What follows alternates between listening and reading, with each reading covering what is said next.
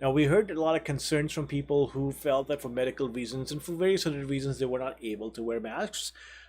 They do have the exemption. You don't have to show anything to anybody else. You don't have to prove the exemption to anybody else, but you can simply, take that exemption and say, I can't wear a mask because whatever.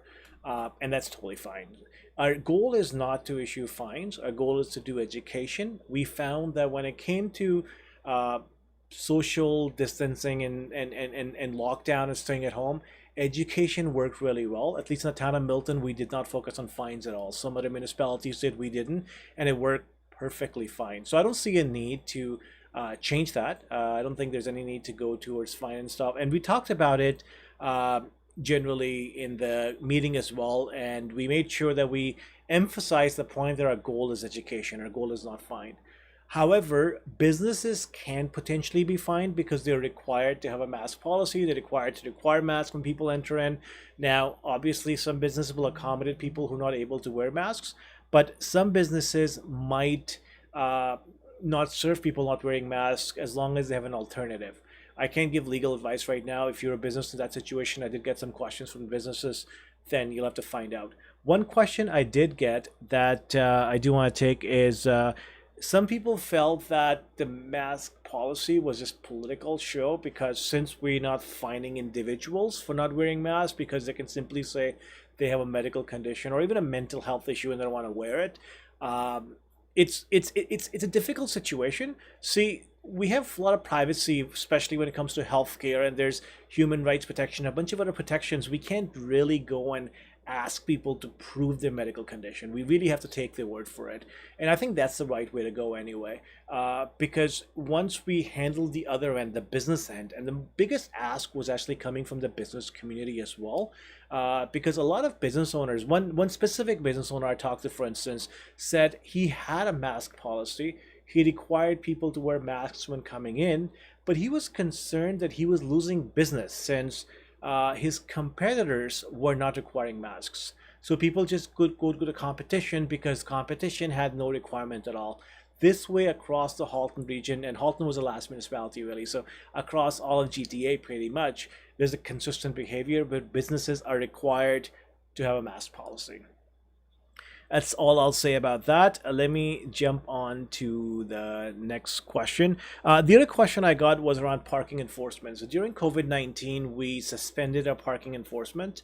We're not issuing tickets. We're only issuing tickets when there's a safety issue. So, if someone parks and blocks an intersection or even blocks a sidewalk or something. But generally, we're not ticketing for folks parking for more than 5 hours.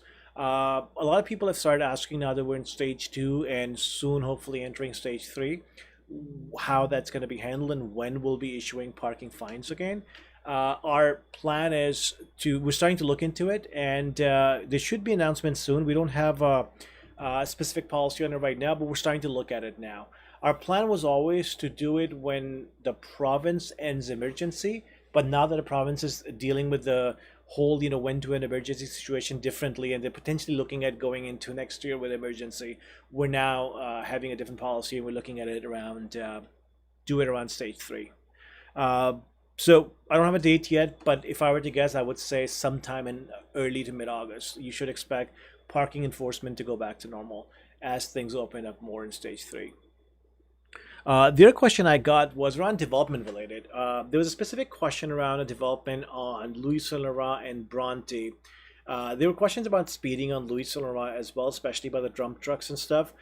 Reached out to Halton Police, gave them a heads up, so they might be ticketing trucks there. But the question was development right at the intersection of Louis Saint Laurent and Bronte. If that's across the street from the high school name change, but the high school.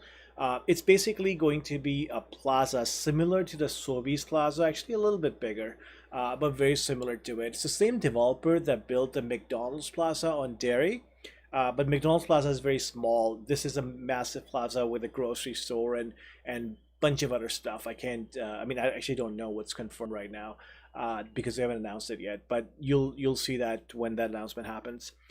Just south of it is an apartment building coming up. That's under construction as well. When you're driving by, you can see it. Just south of that, we'll have a massive, massive, massive park.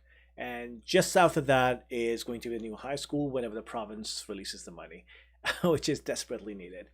So that entire area, the section of between Louis Sonora and Britannia Road, along Bronte, will completely change and transform over the next couple of years with a massive park, with a new high school, with a rental apartment building, which frankly speaking is desperately needed in Milton. If you ever try to rent a space in Milton, even if you're renting a basement apartment, the rents are unbelievably high. So a rental apartment building and a shopping plaza, really, not a center. So it's still a lot of things coming up. Should be pretty cool. It should bring the area up. Along with shopping, a question that comes up every now and then when I posted about doing this video this week, question came up about mall. Well, what about our mall? Unfortunately, unfortunately, depends on your perspective, but malls are really dying.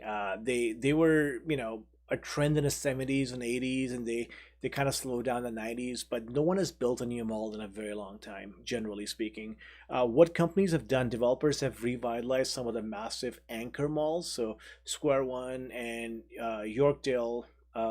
Even the Yorkville area, there's no mall, but there are areas where people have revitalized that area and really souped them up. But new malls are not really coming up. In small community malls like Milton Mall, that's really like everywhere it's struggling. A developer has bought that area, and I'm not sure what the long-term plans are, but what the council would like to do, we've actually pre-zoned sort of the entire space to 6 or 7 stories. In our vision, like if you were to ask me if I had a magic wand, what I would like to see there is a multi-use building or set of buildings with retail at the bottom, so you get the mall functionality, maybe a movie theater, and then offices, hotel, and residential in one project. And that's really the future, more and more mixed use. In fact, we have a massive community that we're planning along Trafalgar corridor. A lot of jobs, a lot of people, and that's our high density corridor because it's close to Mississauga. It's a blank slate, so we can plan high density. A lot of people don't like condos popping up near where they already live. This way, we can plan a high density corridor where we can send condos and send large buildings. You'll see some office towers in Milton. You'll see new condos and mixed use. And the idea is to develop this nice high density corridor along Trafalgar Road where we can plan and expand the design Trafalgar Road. So you'll see an expansion of Trafalgar Road happening. One of the campaign ideas I had was a new gas station along that line, and that's one of our plans. We're working with not just the province but also private partners to find a way to fund the new GO station along Trafalgar, and that will take some parking load off of Main Street. I'm actually going to put the chat thing right up here. So if you're watching this, you can, obviously you're on YouTube, there's a live chat section. You can go in and type questions, and the questions I'm going to show you right there on the video. Boom. So you'll see the question. Yeah, Councillor Lee, high school is, we're ready. We just need to see the province release the money so we can start 2021 date. And because of that high school delay, a lot of portables are going on the Catholic high school right around Bronte and Louis. The Moth. Ooh, yeah, man. So Dwayne, yeah, reach out to me. Let me know about the flyer. I'd love to share it. And I actually don't know a whole lot about Gypsy Moth situation either, except hearing from people that it's an issue. I just direct them to Conservation Halton, and but I should learn about it. I don't know anything about it either. So if you can send me the flyer, that would be pretty awesome. A few other questions that I've gotten before. Let me just jump on that before I forget. Along the development question, one question was somebody actually posted on Facebook today in a comment in one of my responses about that retail plaza that's coming up on Louis and Bronte. The question was, why can't you guys just slow down development? Like his question was, why don't you just pause development for 5 years and then go from there? Unfortunately, fortunately, again, depending on your perspective, depending on what side of the argument you're on, the way it works in Ontario is that municipalities do issue development permits. We do somewhat control development, but we don't control the rules around it. The province does. The analogy I often use, think of it as a driving testing section, and think of the clerks that are working behind the counter, taking people's tests and making sure they have all the requirements, making sure they have all the documents, doing the eye test, and everything's good and go. They issue them driver's license. Imagine if you were there and you decided there are too many cars on the road and I don't want to issue licenses. We shouldn't issue driver's licenses for a while. Or maybe you decided that 16 or 17 years is too young. We should wait till they're 18 or 19 before issuing licenses. You can have that opinion. You can lobby for that opinion, but you don't really have an authority to deny a driver's license to someone who meets all the provincial requirements because the province controls the requirements. You're basically making sure that requirements are met and issuing them license when they are met. It's a very, very, very similar process. The municipalities control the permitting process, but the rules are set by the province. And we have absolutely no authority, at least in the province of Ontario. And that we have such little authority that Ontario is actually very unique. In if you look at all the developed countries, we have very little authority on tinkering with the process. So the province set the rules. Once the province has set the rules, we can make sure that new development applications have met all the requirements. We can deny applications, and we deny them all the time if they haven't met any of the requirements. But once they satisfy all the requirements, we have some leeway on adding our own, but very little. But once they've met all the requirements, we do not have the authority to deny them the application. And that's a really important point. The province could have given us that authority. Other provinces, municipalities have a lot more power, and U.S. states, municipalities have a lot more power, but not Ontario.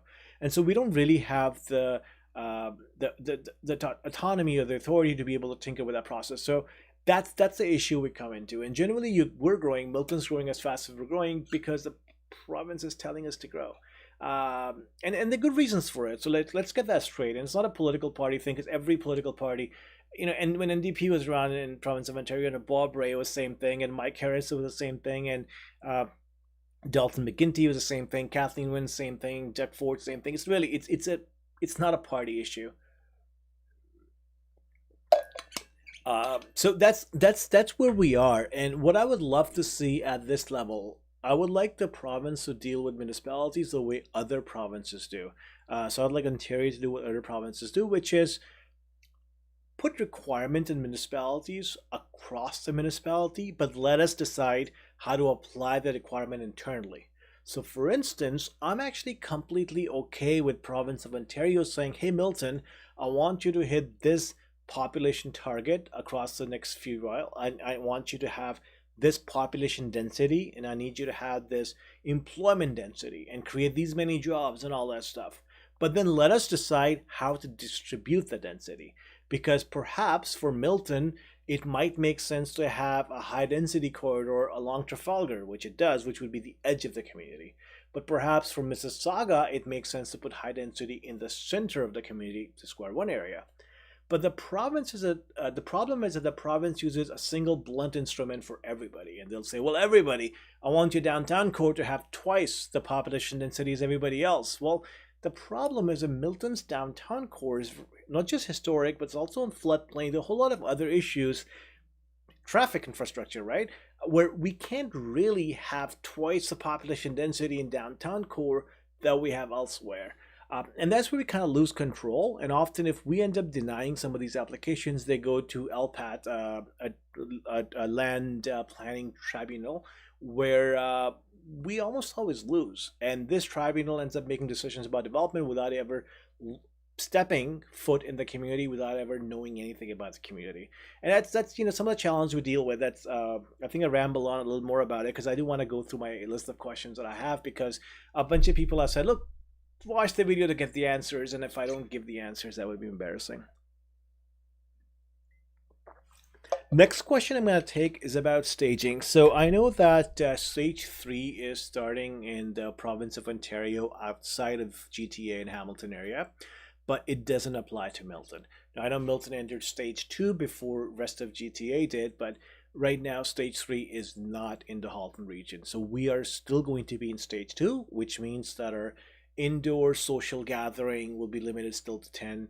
Our social gathering circle is still 10. In stage 3, the province said that indoor gatherings you can increase up to 50. The outdoor gatherings can go to 100 with social distancing still. But that means, with 50, you can actually potentially have a small wedding. There are people who are delaying their wedding dates and just trying to get that done. You could potentially hold The graduation, you can especially hold outdoor graduation with 100 people. You'll start to plan around. We won't go back to the old ways. I have no way of knowing when Halton will enter it, but if I were to bet, I would say probably in a couple of weeks. Because if you look at how Halton entered stage two, it was similar. So I suspect in a couple of weeks, our COVID numbers are very, very low. Even Peel is doing very well, actually. Peel struggled for a while, but Peel's doing really well too with COVID numbers. So I suspect that we'll probably enter stage three in a couple of weeks. And I think we'll probably enter it before Toronto, because I think what the province is trying to do is they're trying to make changes in lower density areas outside of Greater Toronto area and Hamilton. And once they've made sure things go well in lower density area, then they go to a higher density area and then leave Toronto for last, which has a lot more density. And it makes perfect sense. So I suspect that what's going to happen is you'll see us entering stage two in probably, I'm going to just switch the view. We'll probably enter stage two in, I would say, probably a couple of weeks. City of Toronto might be a week or two behind, and then and it will probably stay there. I don't think there's stage four. Stage three, all the businesses will open up, and stage three will be a new normal for a while. And hopefully, if we do everything right, there won't be a second wave that pushes us back to stage one. Because I would hate to go back to that level. That's possible, especially with what's going on in the United States, because they're not really able to get a handle on the situation. The United States actually has more new cases now, defining more daily new cases now than they ever have before, which is pretty disturbing considering how warm it is outside. Because warm weather seems to help. If you look at other data, if you look at New Zealand and Australia, even Canada, as temperatures went up, the cases really came down, as a lot of people predicted would happen. So I am definitely really concerned about what's happening in the United States. That's going to have a huge problem with traveling and everything else as well. But Canada is doing well. I know that EU is opening flights with Canada. A lot of countries actually are opening flights with Canada, where Canadians are even able to take vacations in those countries, and travelers from those countries are able to visit Canada. But unfortunately, US stays closed for everybody else. In fact, right now, it's actually pretty sad. But if you're an American citizen in the United States, your ability to travel other countries is severely limited, because most countries have closed the borders with the United States. So I hope it doesn't really cause a huge issue with the economy. But honestly, it is what it is at this point. So let's hope that Americans make better decisions, more scientific community driven decisions, and I hope they get a handle on this. Anyway, so that was my rant about that. The other question I have is around property taxes. So there was I retweeted something from I think it was done by FCM, which is federal. I don't know what C stands for actually. Federal Canadian Municipalities, I think. Whatever. It's an organization, Federation of Canadian Municipalities. Thank you, brain. Federation of Canadian Municipalities. They did a tweet about where municipalities are hurting, obviously, because of COVID-19. Individuals are hurting and businesses are hurting. So we're municipalities. Our revenues are down. We're forced to provide extra programs, extra precautions, especially in public health, which takes the cost up. But our community centers and swimming pools and skating rinks were forced shut down, so our revenues are down. And so we're not facing the situation where we're looking at huge money loss. We're looking at massive tax increases or massive service cuts just to balance the budget. Municipalities in Ontario cannot run a deficit like other levels of government. We cannot finance our operating cost with debt like other levels of government can. So we're facing a situation where you're potentially looking at massive tax increases or massive service cuts or a combination of the two.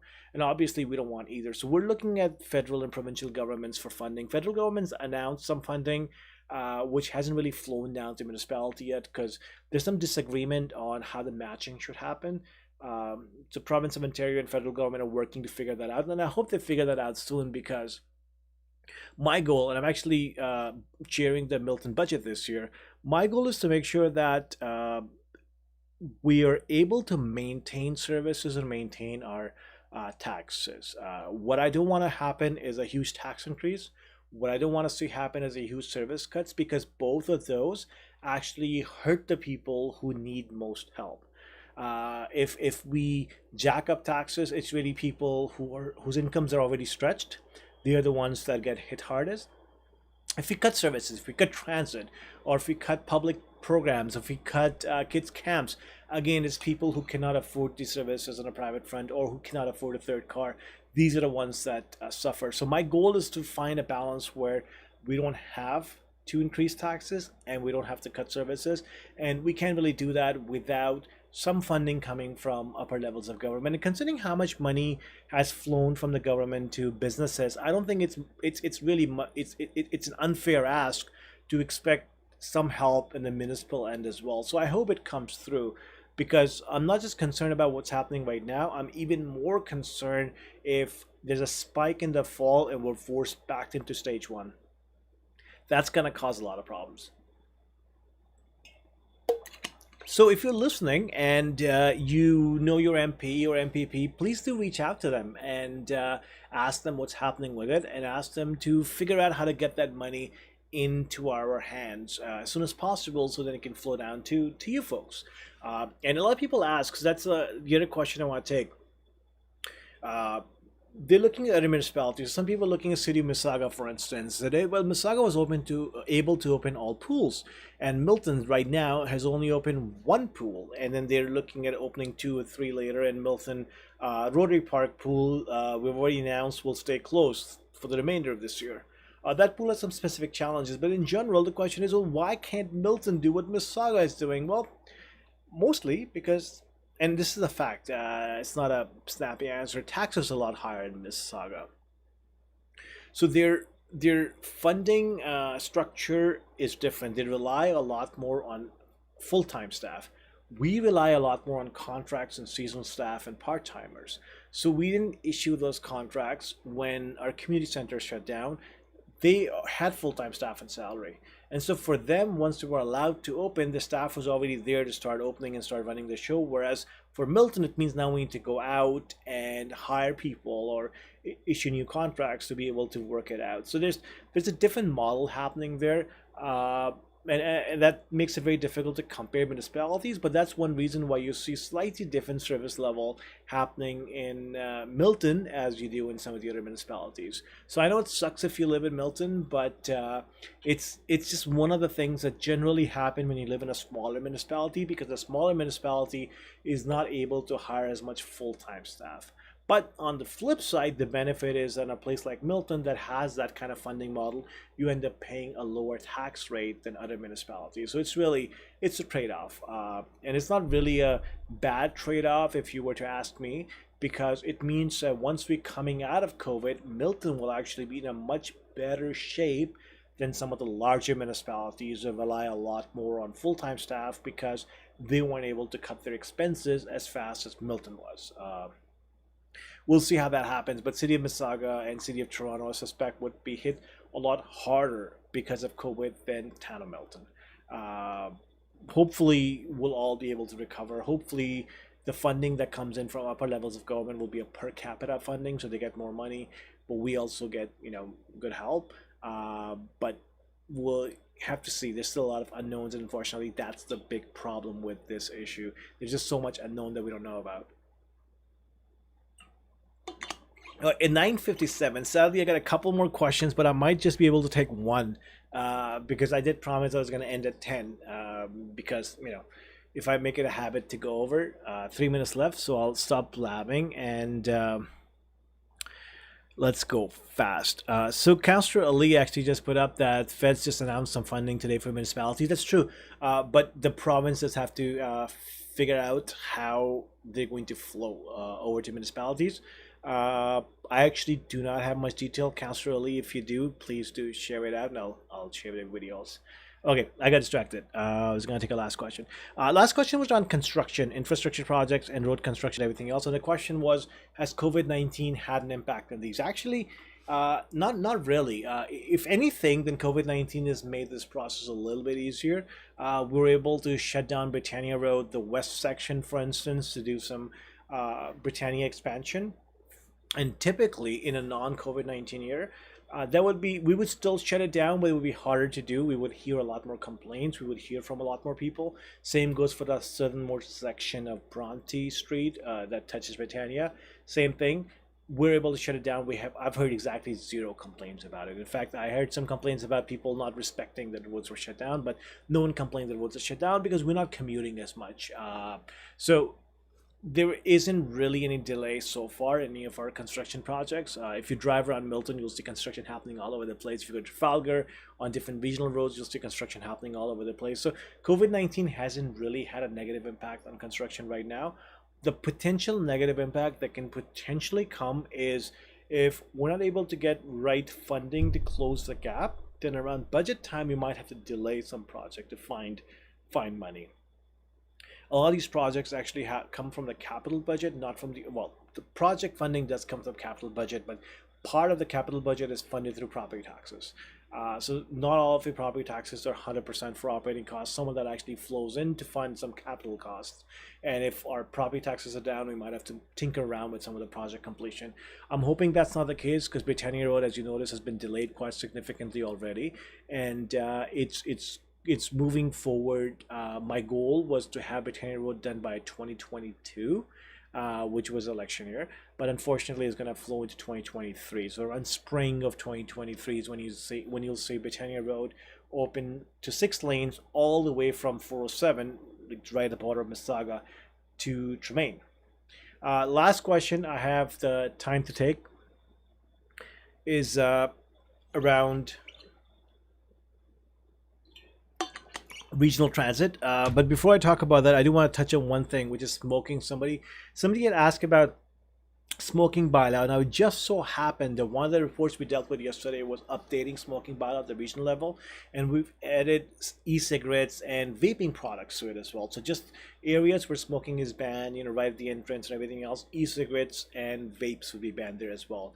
Questions also came about teenagers getting vapes and e-cigarettes from convenience stores and stuff. If you know about it, Halton CA has a way of complaining about it. We do have officers who'll go and check that out. So do go and file a complaint. It's been a little trickier to regulate because from the province of Ontario, same set of rules will apply to excuse me, to e-cigarettes or vapes that they do with normal cigarettes. But I promised the last question to be the transit. So what's happening with transit is we might have to relook at the transit master plan a little bit to see what's happening, and if post-COVID world looks different or not, especially as kids are not commuting at school. I'm kind of concerned about transit personally at some level, but what really needs to happen is Halton region needs to get involved, and we need to look at regional transit because people don't just move within their own little municipalities. People move in a larger geographic area. They move across municipalities, and I think I would love for region of Halton to kind of upload transit from Milton, Oakville, and Burlington at least, and then see how that works. And the reason I didn't mention Halton Hills is because they have a very different, much smaller transit system, so they might or might not want to participate in this. There are ways of figuring it out, and I'm hoping to start that conversation in regional council over the next few months. With that, if there is any other question I missed, please send it to me. If you had asked a question and I didn't answer it because it wasn't on my list, and I apologize for missing it, but send it over. I'll add it to my list next week. Otherwise, thanks for watching. I want to do this every week. I don't do this every week. Sometimes I skip a week, but if I cap it at 30 minutes, then I can keep it consistent. But man, dry throat. I swear to God, it's not COVID. It's just dry throat. But thanks for watching, guys. And we'll do it again next week. See you in a week. Thanks. Bye.